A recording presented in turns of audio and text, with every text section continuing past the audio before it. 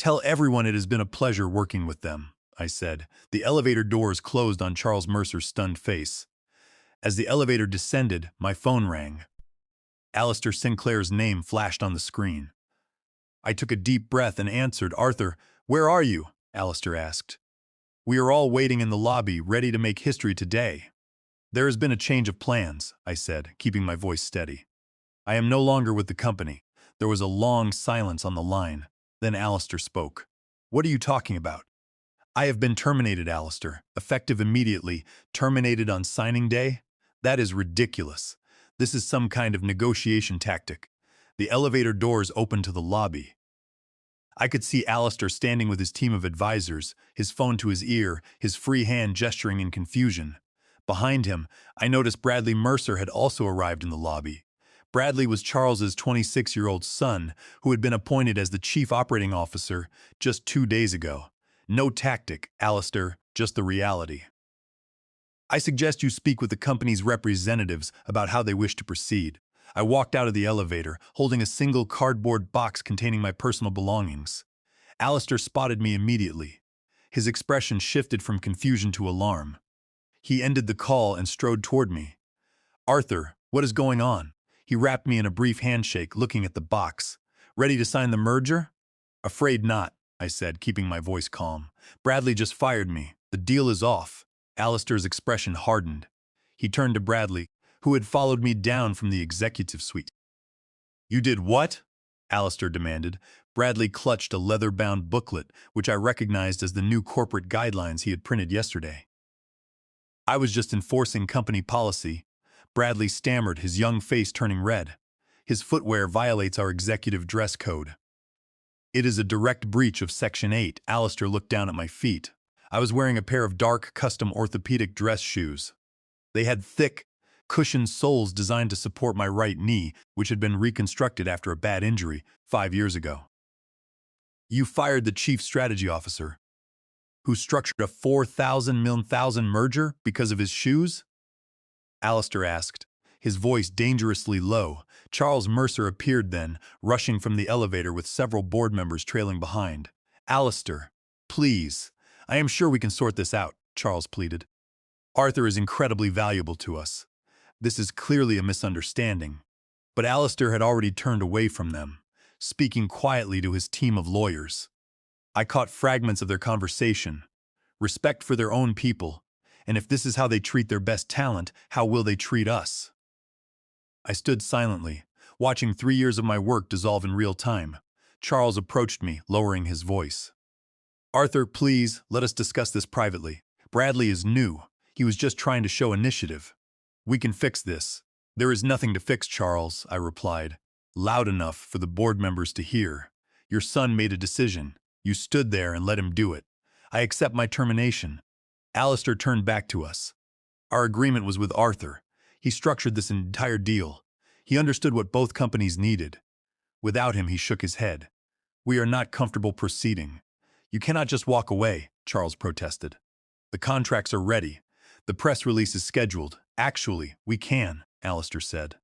Page 17, Section 4 of our own agreement includes a key person clause. Arthur is specifically named. If he leaves the company before closing for any reason other than illness or death, we have the right to withdraw without penalty. I had insisted on that clause during negotiations to protect the merger if the board ever tried to push me out. Now it was the very thing that would sink the company. Arthur wrote that clause, one of the company's junior lawyers whispered to Charles. She is right. There is no way around it. Alistair extended his hand to me. Arthur, when you decide what is next for you, call me. Talent like yours is rare.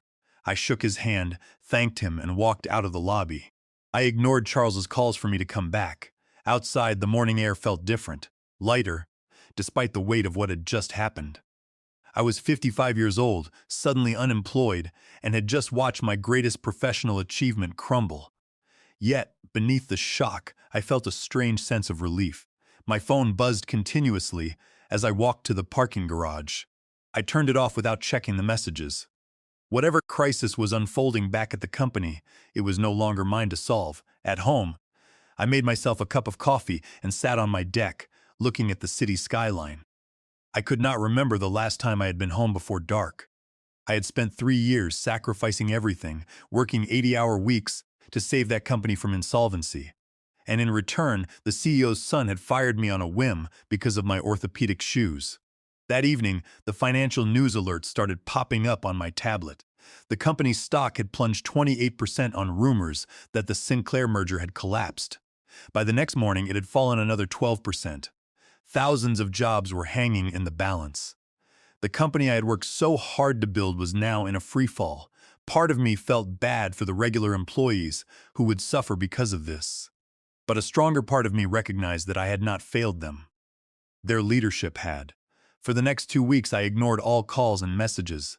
Colleagues, journalists, recruiters. Everyone wanted to know what had happened and what I planned to do next. I was not ready to answer. Instead, I slept. I cooked actual meals. I reconnected with my brother and spent time working on my yard. Being fired might be the best thing that ever happened to you, my brother told me over dinner. I have never seen you this relaxed. Maybe, I admitted, but I still cannot believe how it ended. 3 years of my life, gone in a second because of Bradley's ego. And what did they sacrifice for you, he asked. Nothing. The first time the boss's son wanted to show who was in charge, they let him destroy your work. He was right. 2 weeks later, Charles Mercer finally caught me on my home phone. I almost declined the call, but curiosity got the better of me. Arthur, Charles said, his voice sounding completely exhausted. We need to talk. I am listening, I replied. The board wants to meet with you. The situation here is, he paused, it is much worse than we anticipated. We need your help. To do what, Charles? To fix the mess your son made? To bring Alistair back to the table? To save the company? The same company that fired me over my shoes? Charles sighed heavily. That was a terrible mistake, Arthur. Bradley has been removed from his role as COO. I have been formally reprimanded by the board. I said nothing, letting the silence stretch between us. Please, Arthur, Charles pleaded. Thousands of jobs are at stake, people you worked with for years. What is your offer? I asked. Come to the board meeting tomorrow. Name your terms, I considered hanging up. But the strategist in me, the part that had spent years calculating every move, saw an opportunity. I will meet with the board today, Charles. Not tomorrow, and I will come with my conditions. 4 hours later, I walked into the boardroom wearing the exact same suit and the exact same orthopedic shoes I had been fired in. The message was clear. The board members stood up when I entered. Their expressions were a mix of desperate hope and embarrassment. Charles looked like he had not slept in weeks. Bradley was nowhere to be seen. Thank you for coming, Arthur, the chairman said. We appreciate your willingness to talk. Let us skip the pleasantries, I said, taking a seat at the head of the table. In the 2 weeks since you terminated me, your stock has fallen 62%. 3 of your largest clients have already announced they are reviewing their contracts. The media is speculating about bankruptcy. The board members nodded grimly. You have lost the Sinclair merger, which was your only path to survival, I continued. Even if I can convince Alistair to return, the terms will be far less favorable now. We understand that, Charles said. But we have to try. Why should I help you? I asked, looking around the room. None of you spoke up when Bradley fired me. You all sat in silence. We made a terrible mistake, the chairman admitted. What will it take for you to return? I opened my briefcase and pulled out a folder. These terms are non-negotiable, I said, sliding the document across the table. The chairman opened the folder and began to read. His eyebrows shot up. He passed the document to Charles, whose face went pale. This is extreme, Arthur, Charles said. It is, I replied. It includes full reinstatement at triple my previous salary, a seat on the board, complete strategic autonomy, and a 5% equity stake in the company. And what is this Section 9? The chairman asked. Any new business initiative I develop while employed here remains 60% my personal property. The company may claim 40% ownership, but I retain controlling interest. That is highly unusual. So is firing your chief strategy officer over a pair of medical shoes on the day of a 4,000,000 signing, I said. Consider it my insurance policy. The board members looked at each other, engaging in a silent conversation. Finally, the chairman picked up a pen. If we agree, you will call Alistair? I will call him, I said. I cannot guarantee he will agree. The chairman signed the document and passed it around. One by one, the board members added their names. Charles was the last to sign. "When can you start?" Charles asked. "I already have," I said, standing up. "I will be in my office. I suggest you all prepare for a very difficult few months." That night, I called Alistair Sinclair. The conversation was long and difficult. As I had predicted, he was highly reluctant to re-engage. "Your company showed its true colors, Arthur," Alistair said. "The moment a kid with a title wanted to flex his muscles, they threw you out. Why would I trust them again?" "You would not be trusting them, Alistair," I replied. "You would be trusting me, and under my new contract, I have the authority to guarantee what I promise." After 2 hours of back and forth, Alistair agreed to reconsider a revised merger proposal. But the terms would be significantly less favorable for my company. Our valuation was cut by $350,000, and Sinclair Group demanded 2 additional seats on the board. It was a massive price to pay, but it was the only alternative to bankruptcy. Over the next few weeks, I worked relentlessly to stabilize what could be saved.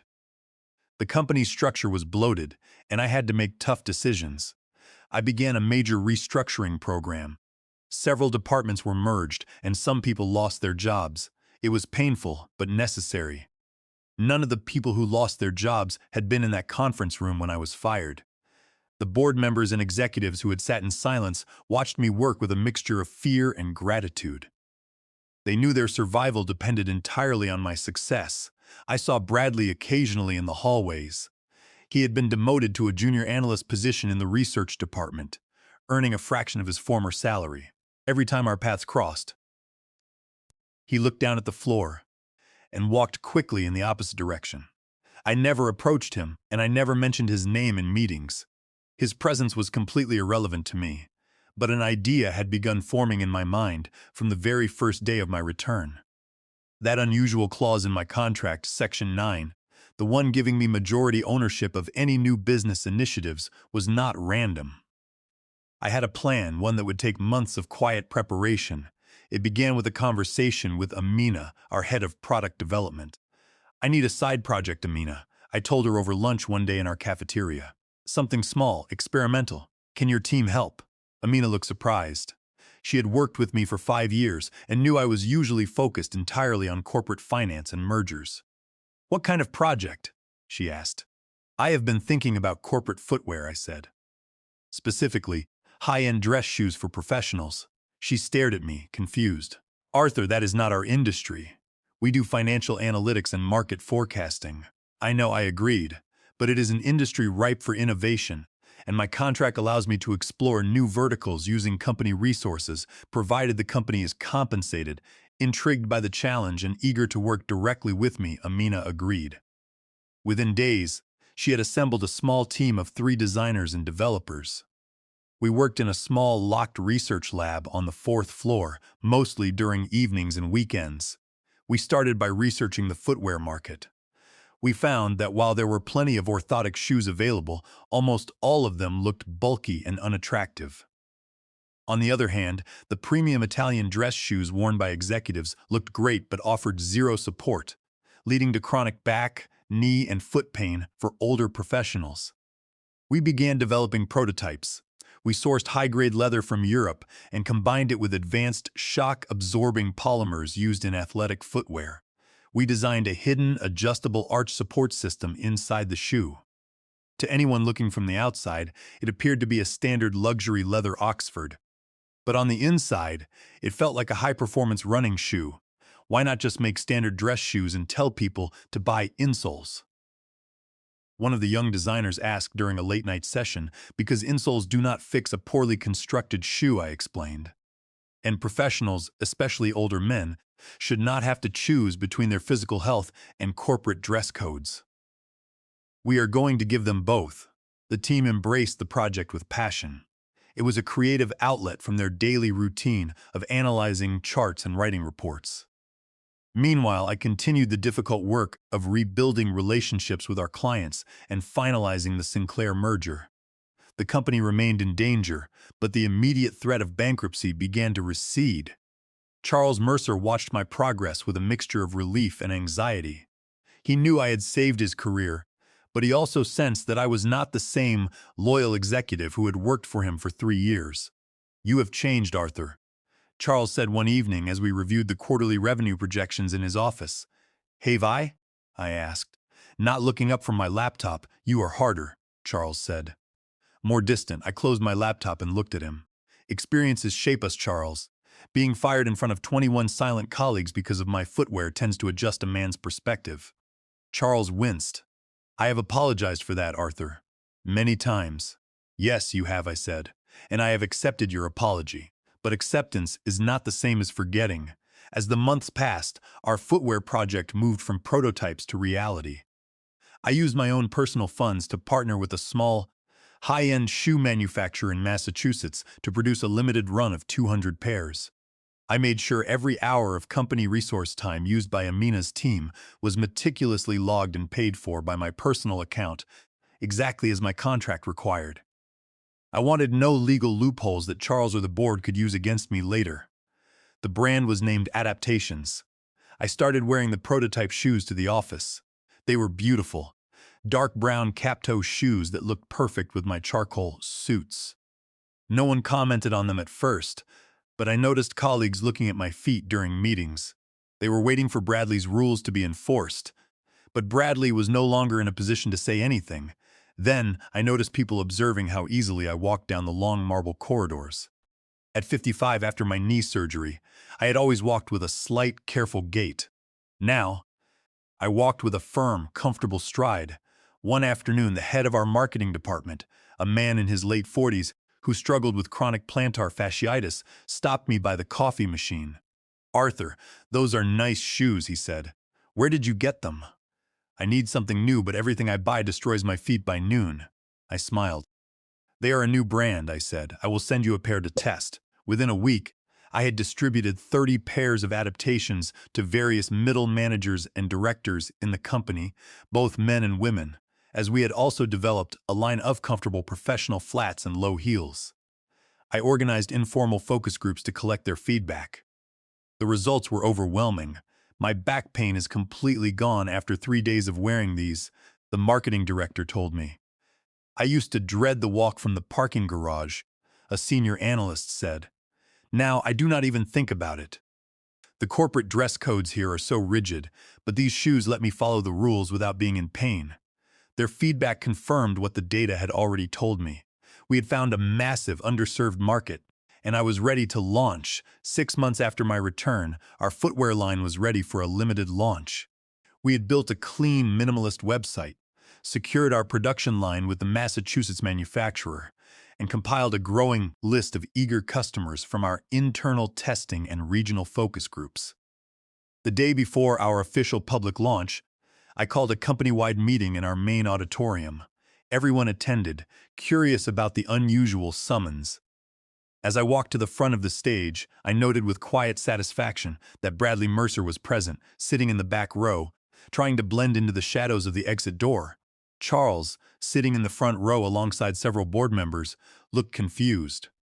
This presentation was not on the official corporate agenda. "Thank you all for coming," I began, my voice projecting clearly through the microphone. "Today marks an important milestone. We have weathered a highly difficult period, stabilized our core business, and we are finally ready to announce something entirely new." I clicked the remote to display the first slide. It showed our brand logo. "Adaptations, simple, bold, and elegant. For the past 6 months, a small team has been working on a special project," I said. "One that represents not just a new product line, but a new direction for our company." I clicked to the next slide, showing high-definition images of our leather dress shoes. "I am proud to introduce Adaptations footwear, professional executive clothing designed to adapt to changing workplace environments and corporate standards." Whispers swept through the auditorium. Executives and analysts stared at the screen, trying to make sense of why a financial firm was displaying leather Oxfords. "These are not just shoes," I continued. "They are solutions. Every piece in this collection addresses a specific physical challenge that working professionals face daily." I walked to the center of the stage, pointing to my own feet. "Take these brown Oxfords I am wearing today. To the naked eye, they look like standard premium dress shoes, but they feature a hidden medical-grade orthopedic arch support and shock-absorbing soles. With this design, a professional can stand for hours, walk miles on hard corporate floors, and protect their joints, all while maintaining a flawless executive appearance. I demonstrated the flexibility of the shoe, bending it slightly to show the advanced polymer sole. No more buying separate athletic shoes for the commute. No more suffering in silence just to comply with rigid, outdated dress codes.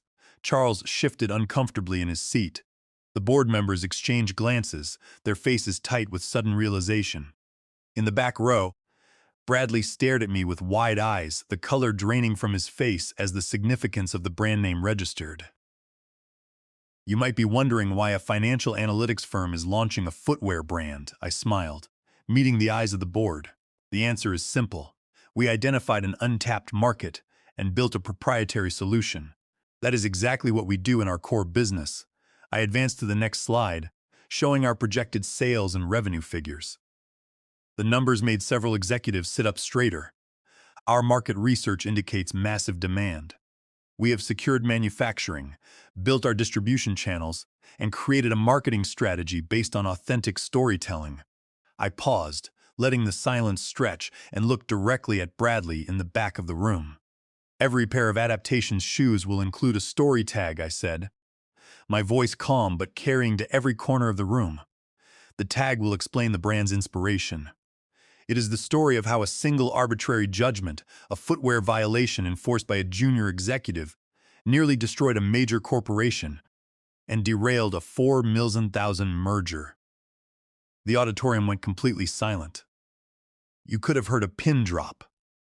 No one looked back at Bradley, but everyone knew exactly who I was talking about. That incident revealed a critical flaw in traditional corporate culture, I continued. When professional capability is subordinated to superficial, arbitrary judgments, everyone loses. Adaptations offers a practical solution to that problem. I clicked to the final slide, showing our launch date, which was set for tomorrow morning. Thanks to my employment contract, which grants me controlling interest in any new business initiatives I develop during my tenure, Adaptations will operate as a separate entity. The company will retain a 40% ownership stake, providing a significant new revenue stream. All resources used during development have been fully and transparently compensated. Charles stood up from the front row, his face red. Arthur, this is the first I am hearing about a public launch tomorrow. The board needs to discuss the timing and the potential impact on our brand. The board already approved my contract. Charles, which gives me sole strategic autonomy over this venture, I interrupted smoothly. The timing is not negotiable. But I welcome your support. I turned back to the crowd. This is not just about shoes, I said. It is about recognizing that true professionalism comes from competence, dedication, and integrity, not from adherence to arbitrary rules designed to control rather than empower. Thank you. I walked off the stage, leaving a buzz of intense conversation behind me. As the room emptied, I saw Bradley remaining in his seat, staring blankly at the screen. I walked past him without a word. My point had been made. The public launch the next morning exceeded all our projections. The story behind the brand caught the attention of the business media. Headlines like "Fired over Orthotics," how a 55-year-old executive turned humiliation into a $1 million brand began appearing on major business websites. Orders flooded in, overwhelming our initial manufacturing capacity within 48 hours. Professional men and women across the country responded not just to the comfort of the shoes, but to the message of standing up against corporate pettiness. 2 weeks after the launch, our website crashed due to a massive spike in traffic. Alistair Sinclair had given a live interview on a major financial news network. At the end of the segment, the anchor asked him about the pin he was wearing, which was the Adaptations logo. "I wear their executive Oxfords now," Alistair told the reporter, lifting his foot slightly to show the shoe. "It is the best designed shoe I have owned, and I appreciate supporting a leader who values substance over appearance." The clip went viral. Our orders doubled, then tripled. Charles called me into his office the following afternoon. He looked defeated. "This is much bigger than we anticipated, Arthur," Charles said, pointing at the printouts of the sales reports on his desk. "Yes," I agreed. Sitting down, "The board is concerned," Charles said, rubbing his temples. They worry adaptations is distracting you from the core business. Our core business is stable, Charles. The renegotiated Sinclair merger is progressing toward a close. My performance reviews remain exemplary, Charles sighed. That is not the real concern, Arthur. It is the story, the tag on the shoes. It makes the company look bad. It makes Bradley look bad.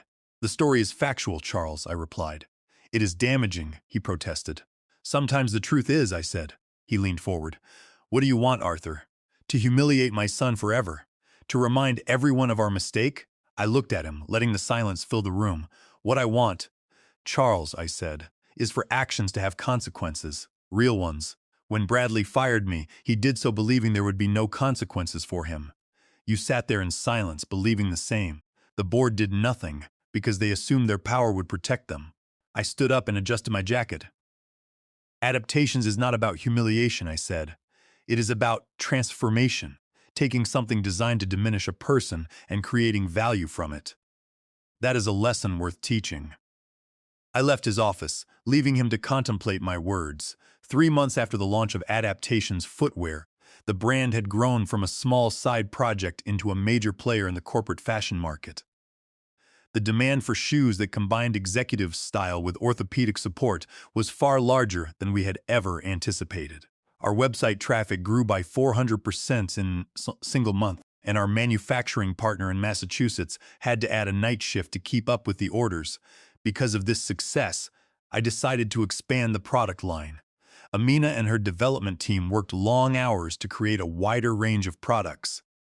We introduced a line of comfortable professional flats and low-heeled shoes for women, which received immediate praise from the female staff in our own office and major clients. We also began designing executive travel blazers and trousers that featured hidden, high-stretch fabrics. Every product we designed followed the same core principle. Professional clothing should support the body, not punish it. Financially, the numbers were staggering. In our first quarter alone, Adaptations generated more revenue than our company's core financial analytics business had during the same period. The company's 40% stake in Adaptations became its most valuable asset, causing our stock price to recover by 45%. The board members who had once looked at me with embarrassment now greeted me with wide smiles and open doors. They saw me as the savior of their investments. Meanwhile, the renegotiated SAPS merger with the Sinclair Group was finalized. Alistair Sinclair held true to his word. During the final signing meeting in our boardroom, Alistair sat across from Charles Mercer. The mood was professional but tense. Alistair made it clear that Sinclair Group was only proceeding because of my return and my new position on the board. Our capital injection is based on Arthur's strategic vision. Alistair told the board members during the signing. If Arthur's authority is compromised in any way, Sinclair Group retains the right to divest immediately. Charles signed the paperwork, his hand trembling slightly. He knew that his absolute control over the company he had run for 2 decades was gone. He was now a figurehead CEO, while I held the real power. Despite my busy schedule, I kept a close eye on the internal operations of our core analytics business. Bradley Mercer, the CEO's son who had fired me, was now working as a junior research analyst. He spent his days in a cubicle on the 3rd floor, writing market reports. One afternoon, a major error was discovered in a report sent to one of our key clients. The report contained incorrect inflation projections, which could have cost the client millions of dollars if they had acted on them. The head of research brought the error to my attention, explaining that the report had been compiled by Bradley. Normally, an error of this scale would result in immediate termination. The head of research looked at me, waiting for my order to fire the CEO's son. "Bring him to my office," I said. A few minutes later, Bradley walked into my office. He looked pale and nervous, clenching his hands behind his back. He looked at my feet, noticing I was wearing a new prototype of our executive loafer. "Do you know why you are here, Bradley?" I asked, not looking up from the documents on my desk. "Yes, sir," Bradley muttered. "The inflation figures in the Sinclair report. I made a calculation error in the spreadsheet, an error that could have cost our largest client $8 million, I said, looking up to meet his eyes. "A year ago, you fired me on the spot because of a pair of shoes that kept me from being in pain. Now you have made a mistake that could have destroyed a major client relationship. By your own standards, what do you think should happen to you today?" Bradley swallowed hard. He looked down at the carpet. "I should be fired," he said quietly. I let the silence fill the room for a long, uncomfortable moment. "I am not going to fire you, Bradley," I said. "Firing people over mistakes is what weak leaders do to feel powerful. Real leaders teach. You are going to spend the next week working 14-hour days with Amina's team, manually verifying every spreadsheet for the next quarter. If you make another error, you will be removed. Do you understand?" "Yes, Arthur," he said, his voice shaking. "Thank you." He turned and walked out of my office. For the first time, I saw a flicker of genuine respect in his eyes, rather than just fear. He was beginning to realize that professional worth was earned through accountability, not inherited through a family name. As the months went on, I worked with our legal team to structure the next step of my plan. According to Section 9 of my contract, I held a 60% controlling interest in adaptations, while the company held 40%. The brand was growing so fast that it was becoming difficult to manage as a subsidiary. It needed to be its own independent corporation. We drafted the spin-off agreement, which would establish adaptations as a separate entity. Free from the bureaucratic constraints of the parent company, the parent company would retain its 40% passive equity stake, guaranteeing them millions in annual dividends without any management control. It was a deal the board could not refuse, but it also meant that I would have absolute control over the brand's future. We scheduled the official announcement for the upcoming annual shareholder meeting, which also happened to mark the one-year anniversary of my firing. I knew the presentation would be the culmination of everything I had worked for, since walking out of the lobby with my cardboard box. The week before the meeting, Alistair Sinclair called me. "I see the numbers for adaptations, Arthur," Alistair said. "You have built something incredible out of a terrible situation." "It was a strategic opportunity," I replied. "The mistake they made gave me the leverage I needed." Alistair laughed. "Most men would have just taken the lawsuit payout and retired. You went back and took the company's future. I look forward to seeing what you do next." "So do I, Alistair," I said. "The story is just beginning." I hung up the phone and looked out the window. The pieces were all in place. The one-year anniversary was approaching, and it was time to close this chapter and start the next. The day of the annual shareholder meeting arrived, marking exactly 1 year since the morning I was fired in the lobby. The main auditorium was packed with investors, board members, and employees. The energy in the room was electric. A year ago, the company was on the brink of bankruptcy, its stock in a freefall. Today, we were reporting our most profitable quarter in 5 years, driven largely by the success of our new footwear vertical. I walked onto the stage wearing a tailored gray suit and a pair of our signature brown leather executive Oxfords. As I approached the podium, the room quieted down immediately. I looked at the front row. Charles Mercer sat there, his face looking older and more tired than before. Beside him were the board members, who had once stood in silent agreement when I was terminated. Further back, in the middle rows, I saw Bradley. He was sitting quietly, holding a notebook, looking like a completely different person from the arrogant young executive who had tried to humiliate me a year ago. 1 year ago today, I stood in the lobby of this building, holding a cardboard box with my belongings. I began, my voice echoing clearly through the speaker system. I had been fired because my orthopedic shoes, which I wore to protect a damaged knee, violated a newly printed dress code. That decision cost this company a $4 million. The Usan merger and wiped out 62% of our stock value in 2 weeks. A few board members shifted uncomfortably in their seats. Charles looked down at his lap, but today, "We are not here to dwell on past mistakes," I continued. "We are here to celebrate how those mistakes transformed us." Over the past 6 months, our adaptations line has proven that professionals do not have to choose between their health and their careers. We have built a brand that stands for comfort, dignity, and performance. I clicked the remote to display the financial slides. Today, I am officially announcing that Adaptations will spin off into an independent company, effective next month. This parent company will retain a 40% equity stake, ensuring a massive passive revenue stream for our shareholders without any operational overhead. The room erupted in applause. The investors were thrilled. The financial future of the company was secure. But I am also announcing a second initiative, I said, waiting for the room to quiet down.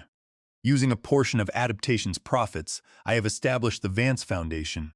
The foundation will provide legal support, career counseling, and grants to working professionals who face discrimination or a lack of reasonable accommodation in the workplace, particularly older workers and those with physical limitations. I looked directly at Bradley as I spoke. In addition, the foundation will launch a unique fellowship program. This program is designed for individuals who have made significant professional errors, who have faced the consequences of those mistakes, and who are committed to rebuilding their careers through genuine personal growth and service. The crowd listened in silence.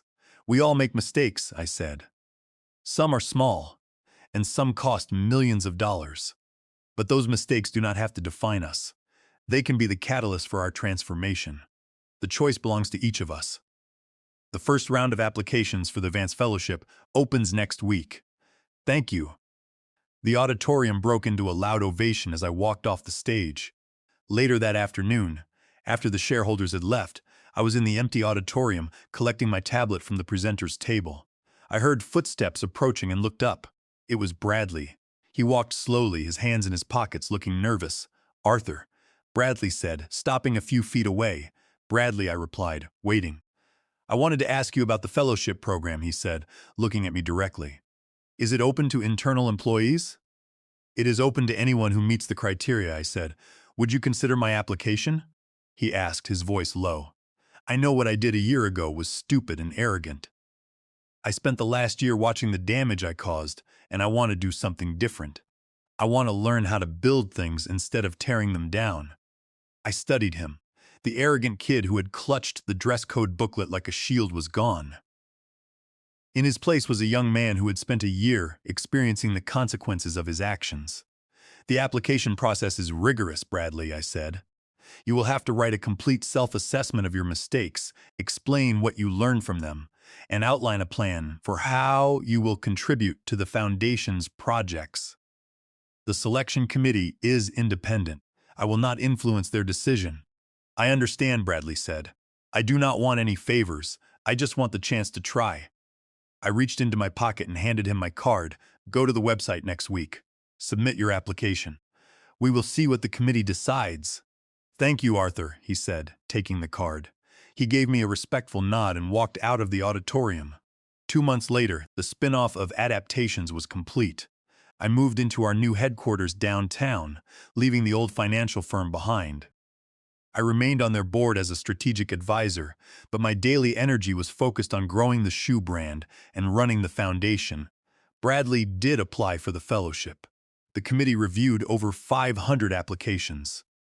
While Bradley did not receive a full fellowship, they awarded him an associate position within the foundation's research department. It was a starting point, and he took it. The day he accepted the offer, he sent me a short email. "Thank you for the opportunity to be more than my worst moment," the email read. I did not reply, but I kept the email in my inbox. Charles Mercer retired at the end of the year, stepping down to let a new CEO take the reins. The company stabilized as a smaller, more focused firm, supported by the steady dividends from their Adaptations shares. As for me, Adaptations grew beyond anything I had imagined. What started as a petty act of firing over a pair of shoes had turned into a national brand that empowered thousands of professionals to work in comfort and dignity. People often ask me if my return was about revenge. The answer is not simple. True revenge is not about tearing down your enemies.